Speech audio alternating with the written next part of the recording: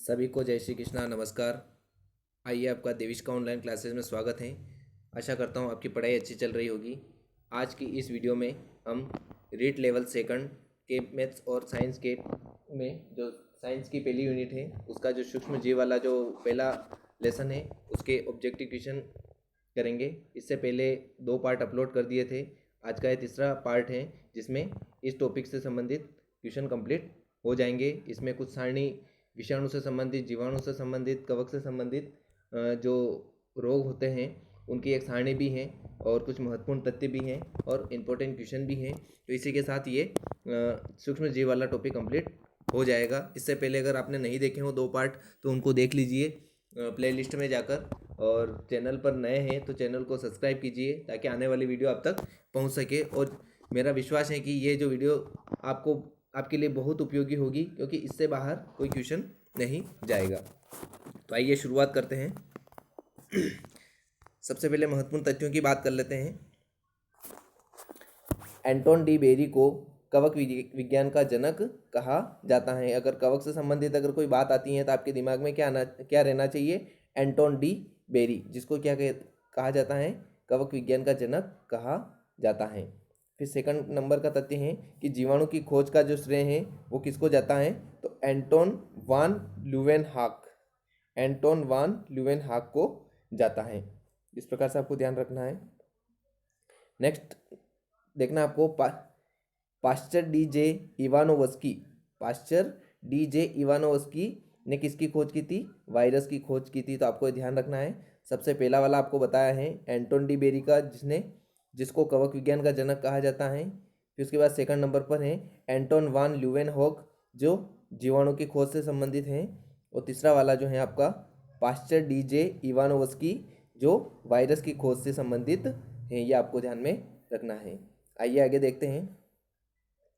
एक सारणी है आपके सामने। मनुष्यों में जीवाणु से संबंधित होने वाले जो रोग हैं वो रोग और रोगों के रोग कारक ये आपको देखने हैं। इसकी एक ट्रिक दे रखी है, पहले उस ट्रिक को हम देख लेते हैं। पंडित का टिक न्यू है। एक मिनट, इसको हम देखें।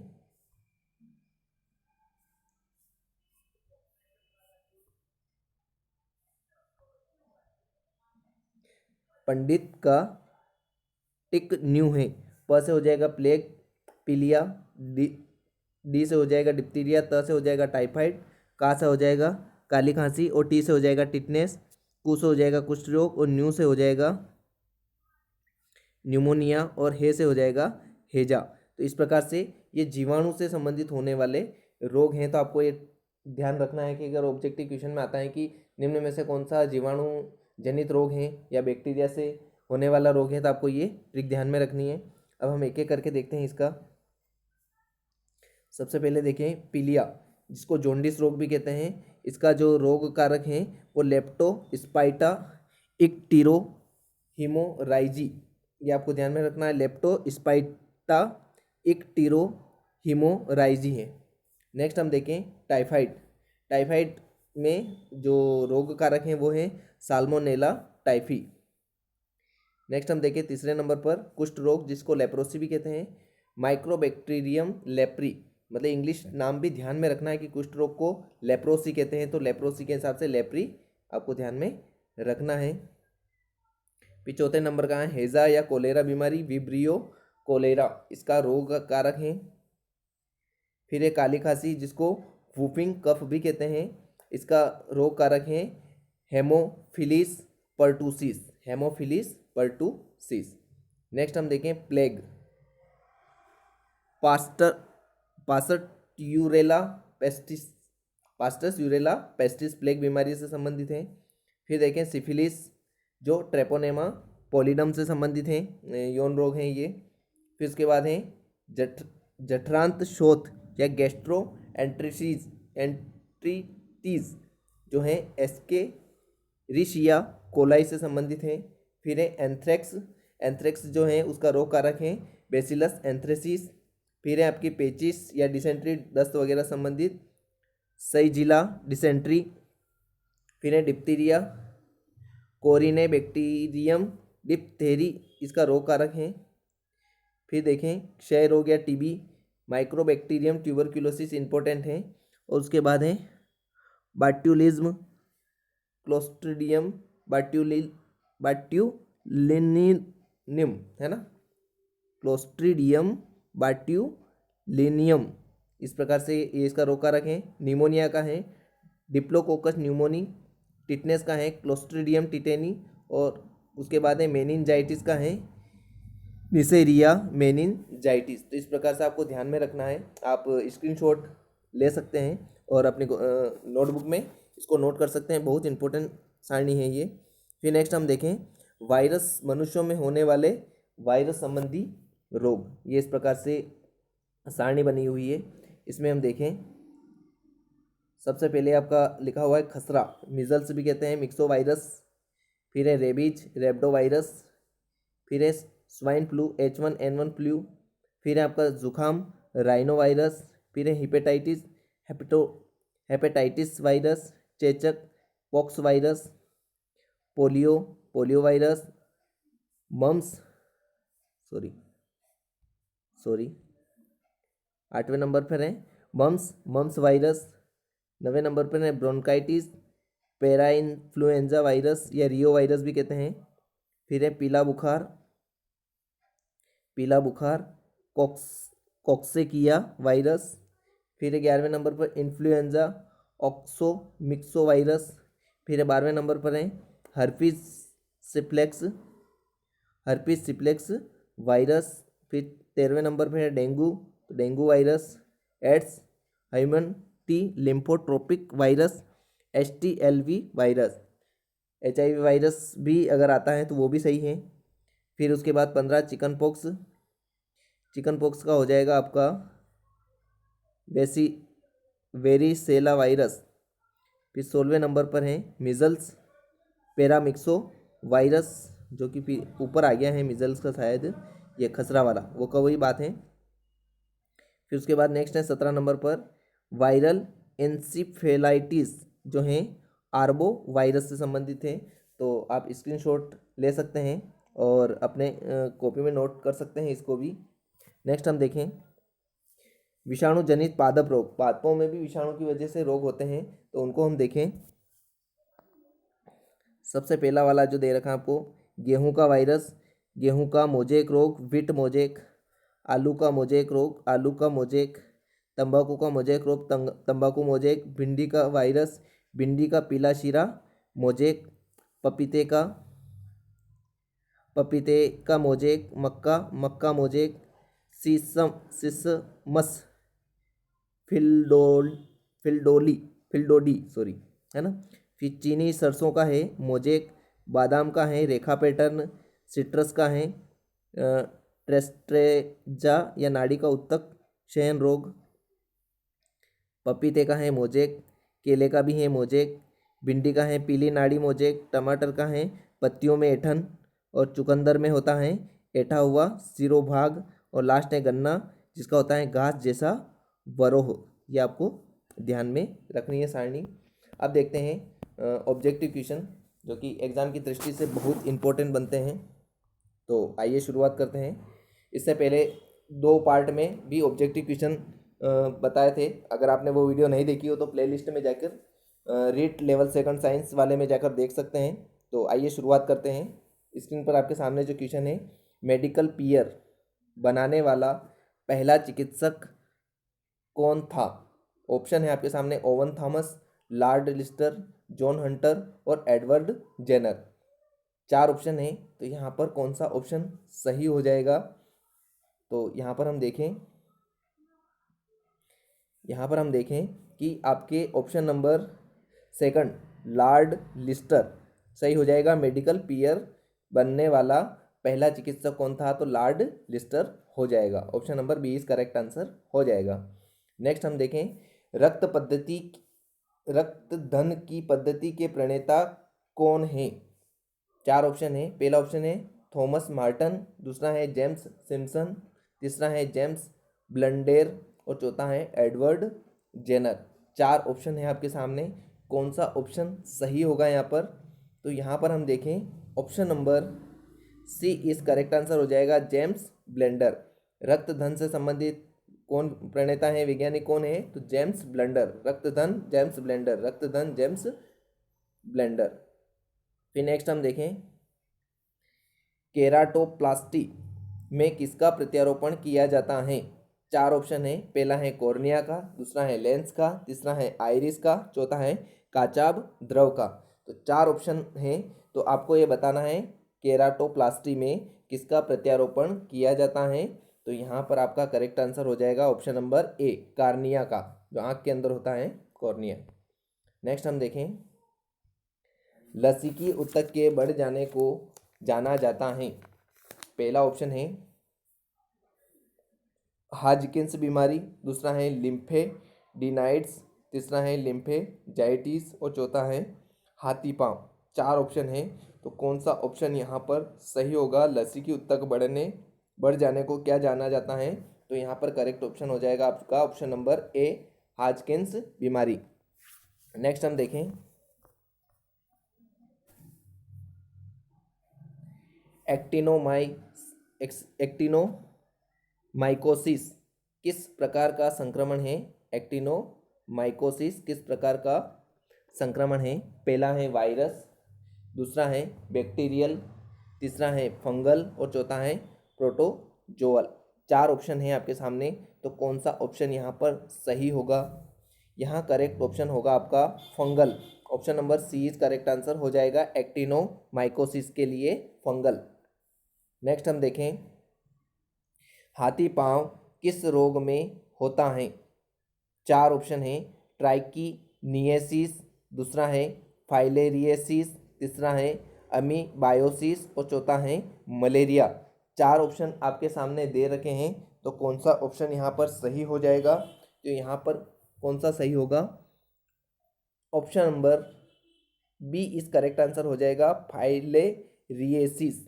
क्या हो जाएगा, फाइलेरियसिस। ऑप्शन नंबर बी इस करेक्ट आंसर हो जाएगा। हाथी पांव किससे संबंधित है, फाइलेरियसिस से संबंधित है। नेक्स्ट हम देखें, पलकों का प्रदाह कहलाता है। पलकों का प्रदाह कहलाता है। पहला ऑप्शन है ब्लेफराइटिस, दूसरा है स्टाई, तीसरा है कैलेजियन और चौथा है एक्ट्रोपियन। चार ऑप्शन हैं, यहाँ पर कौन सा ऑप्शन सही हो जाएगा। तो यहाँ पर correct option is a, blepharitis. Option number A is correct answer हो जाएगा। नेक्स्ट हम देखें, फाइलेरिया रोग का वाहक कौन सा है। फाइलेरिया रोग का रोगवाहक मच्छर कौन सा है। तो यहाँ पर चार ऑप्शन दे रखे हैं, एनोफेलिज मच्छर, दूसरा क्यूलेक्स मच्छर, तीसरा एडिस मच्छर और चौथा मानसोनोइड्स। चार ऑप्शन दे रखे हैं, तो कौन सा ऑप्शन हो जाएगा फाइलेरिया रोग के लिए।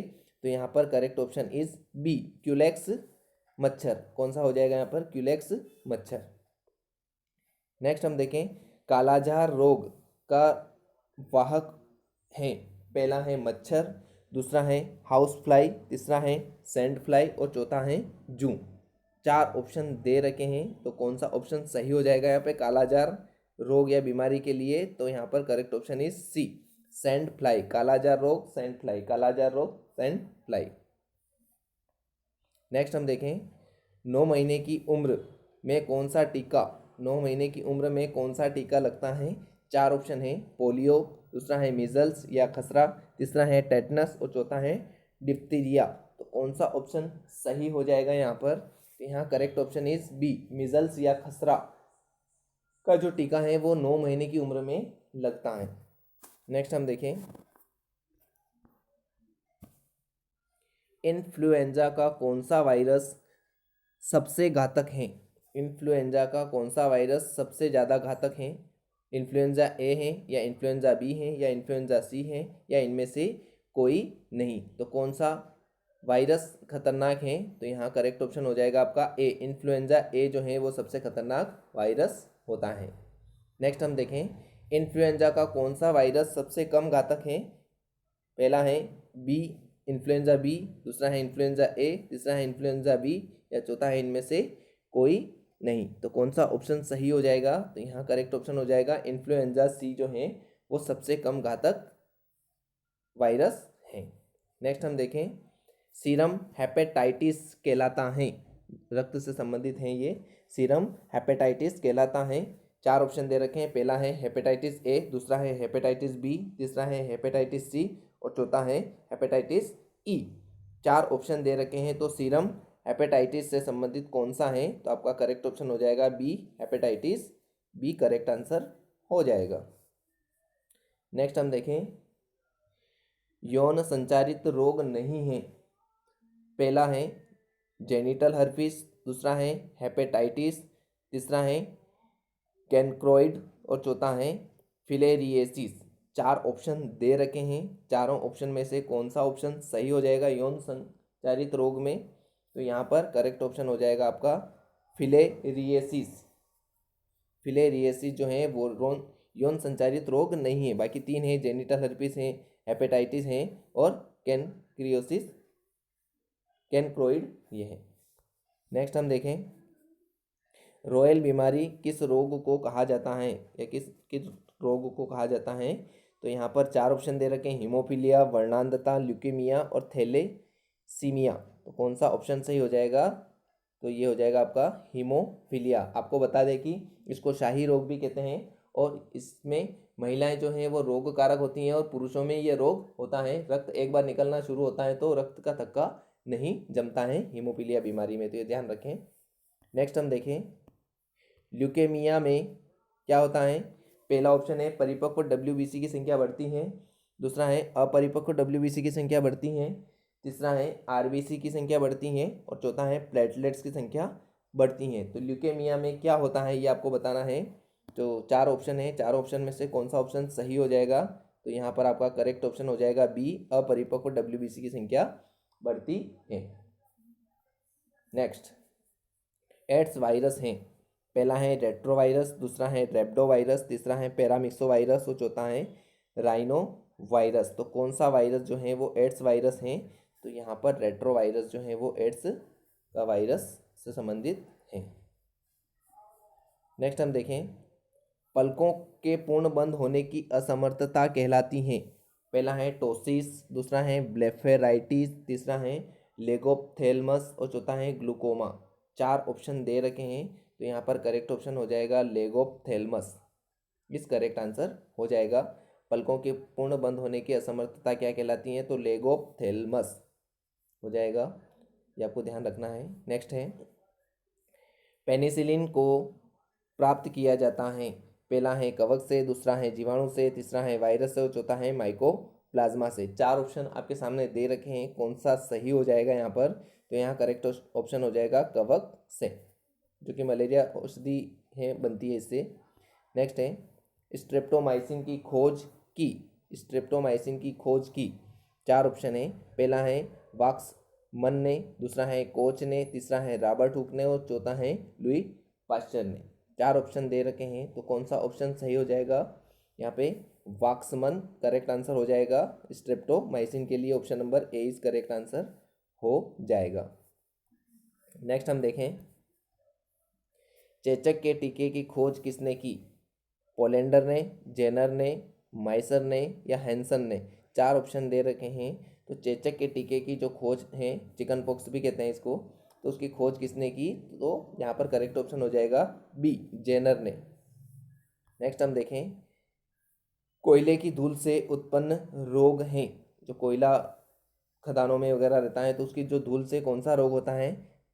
4 ऑप्शन दे रखे हैं, एंथ्रेकोसिस, दूसरा है सिलिकोसिस, तीसरा है बेगासोसिस और चौथा है बाइसिनोसिस। 4 ऑप्शन दे रखे हैं, तो कौन सा ऑप्शन सही हो जाएगा, तो यहाँ पर कोयले की धूल के लिए हो जाएगा आपका anthracosis, anthracosis A option is correct answer हो जाएगा। नेक्स्ट हम देखें, कपास की धूल से उत्पन्न रोग हैं, 4 ऑप्शन दे रखे हैं, एस्बेस्टोसिस पहला ऑप्शन, दूसरा है बेगासोसिस, तीसरा है बाइसिनोसिस और चौथा है सिलिकोसिस। 4 ऑप्शन दे रखे हैं, तो यहाँ पर करेक्ट ऑप्शन क्या हो जाएगा आपका, तो यहाँ पर सी इज करेक्ट आंसर हो जाएगा।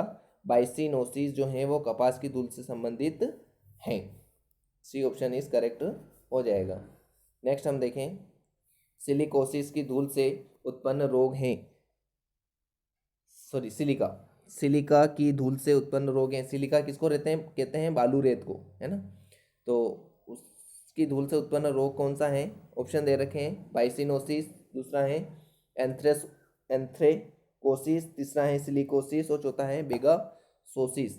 4 ऑप्शन दे रखे हैं, तो चारों ऑप्शन में से कौन सा ऑप्शन सही हो जाएगा आपका यहाँ पर? तो सिलिकोसिस करेक्ट आंसर हो जाएगा। सिलिका की धूल से उत्पन्न रोग क्या है? तो silicosis, option number C is correct answer हो जाएगा। नेक्स्ट हम देखें, गन्ने के रेशे से उत्पन्न रोग हैं। पहला ऑप्शन है एस्बेस्टोसिस, दूसरा है बेगोसिस, चौथा है एस्केरिएसिस, तीसरा है एस्केरिएसिस और चौथा है टाइफाइड। 4 ऑप्शन दे रखे हैं, चारों ऑप्शन में से कौन सा ऑप्शन करेक्ट हो जाएगा जो कि गन्ने के रेशे से संबंधित हैं? तो यहाँ पर आपका option number B is correct हो जाएगा। बेगासोसिस जो है वो गन्ने के रेशे से उत्पन्न होने वाला रोग है। नेक्स्ट हम देखें, एस्बेस्टोस की धूल से उत्पन्न रोग हैं, राख वगैरह जो रहती हैं वो, तो कौन सा हो जाएगा? पहला है एस्बेस्टोसिस, दूसरा है हेजा, तीसरा है अस्थमा और चौथा है न्यूमोनिया। तो एस्बेस्टोस की धूल से संबंधित कौन सा हो जाएगा? इसी के नाम से मिलता जुलता एस्बेस्टोसिस रोग हो जाएगा। Option number A is correct answer हो जाएगा। नेक्स्ट है, पेलाग्रा रोग किस विटामिन की कमी से होता है? तो यहाँ पर आप देखें 4 ऑप्शन दे रखे हैं, नियासिन, फोलिक एसिड, पायरिडॉक्सिन और चौथा है रिबोफ्लेविन। कौन सा ऑप्शन सही हो जाएगा? तो यहाँ पर ए इज करेक्ट ऑप्शन हो जाएगा, पेलाग्रा रोग का नियासिन। नेक्स्ट हम देखें, टीबी के उपचार में सफल होने वाली प्रथम दवा है। यहाँ पर ऑप्शन दे रखे हैं, एरिथ्रोमाइसिन, दूसरा है रिफेम्सिन, तीसरा है स्ट्रेप्टोमाइसिन और चौथा है आइसोनाइज्ड। 4 ऑप्शन दे रखे हैं, तो कौन सा ऑप्शन सही हो जाएगा यहाँ पर? टीबी रोग के उपचार के लिए, क्षय रोग भी कहते हैं इसको, तो कौन सा हो जाएगा? स्ट्रेप्टोमाइसिन जो है सब प्रथम दवा थी सफल होने वाली टीबी रोग के लिए। नेक्स्ट है कोपलिक या कोपिलिक स्पॉट दिखाई देते हैं। कोपलिक भी कह सकते हैं और कोपिलिक भी कह सकते हैं। तो 4 ऑप्शन दे रखे हैं, रुबेला में या चेचक में या मिजल्स में या एरिसिसिपेलस में। 4 ऑप्शन दे रखे हैं, तो कौन सा ऑप्शन सही हो जाएगा यहाँ पर? Correct option is C, measles या खसरा। कोपिलिक स्पॉट्स किस में दिखाई देंगे? कोपलिक स्पॉट्स मिजल्स या खसरा बीमारी में दिखाई देंगे। इसीलिए 9 महीने की उम्र में छोटे बच्चे के टीका लगाया जाता है ताकि भविष्य में बीमारी नहीं हो। नेक्स्ट हम देखें, मटर सूप जैसे दस्त किस रोग में होते हैं? पहला ऑप्शन है हेजा, दूसरा है पेचिस, तीसरा है अमोबाइसिस और चौथा है टाइफॉइड। 4 ऑप्शन दे रखे हैं, कौन सा ऑप्शन करेक्ट ऑप्शन हो जाएगा जिसमें मटर सूप जैसे दस्त लगते हैं, मतलब हरे रंग की दस्त लगती हैं? तो यहाँ पर करेक्ट ऑप्शन हो जाएगा आपका टाइफाइड। जब टाइफाइड हो जाता है तो आंत रोग भी कहते हैं इसको, तो ऐसी स्थिति में क्या होता है कि मटर सूप जैसे दस्त होते हैं टाइफाइड में। करेक्ट ऑप्शन हो जाएगा यहाँ पर डी। लास्ट क्वेश्चन है इस टॉपिक का, इसके बाद ये टॉपिक फिनिश हो जाएगा। उसके बाद हम पौधे के विभिन्न भागों, फूल, पत्तियों, तना, जड़, इनसे संबंधित प्रश्नों की चर्चा करेंगे, उस टॉपिक की चर्चा करेंगे आगे की वीडियो में। तो देखिए लास्ट क्वेश्चन क्या है इस टॉपिक का, राष्ट्रीय ग्रामीण स्वास्थ्य मिशन कब शुरू हुआ? पहला ऑप्शन है 2005, दूसरा है 2006, तीसरा है 2012 और चौथा है 2004। कौन सा ऑप्शन करेक्ट हो जाएगा जो राष्ट्रीय ग्रामीण स्वास्थ्य मिशन से संबंधित हैं? तो यहाँ पर करेक्ट ऑप्शन हो जाएगा आपका option number A is correct answer. 2005 में क्या हुआ? राष्ट्रीय ग्रामीण स्वास्थ्य मिशन शुरू हुआ। तो ये थे आज के क्वेश्चन। वीडियो कैसी लगी कमेंट्स जरूर करें, और आपकी जानकारी के लिए बता दें कि इस चैनल पर आपको रीट लेवल फर्स्ट और रीट लेवल सेकंड की बाल मनोविज्ञान, रीट लेवल फर्स्ट और रीट लेवल सेकंड की गणित, रीट लेवल सेकंड की विज्ञान और शिक्षण विधियों से संबंधित according to syllabus topic cover करवाया जाएगा। आपको पहले थ्योरेटिकल पार्ट बताया जाएगा, उसके बाद प्रैक्टिस क्वेश्चन टॉपिक वाइज बताए जाएंगे और पिछले सालों के प्रश्न पत्रों को भी हल करवाया जाएगा, उनका एनालिसिस करवाया जाएगा। मेरा पूरा विश्वास रहेगा आपके साथ में कि 120 प्लस आपके नंबर आ जाए आसानी से स्मार्ट स्टडी कर सकें। जो भी घरेलू महिलाएं हैं या घर पर गांव में रहने वाले जो भाई बंधु हैं वो अपनी तैयारी को एक गति दे सकते हैं। तो आज के लिए यहीं तक, नेक्स्ट मिलते हैं अगली वीडियो में। जय हिंद, जय भारत।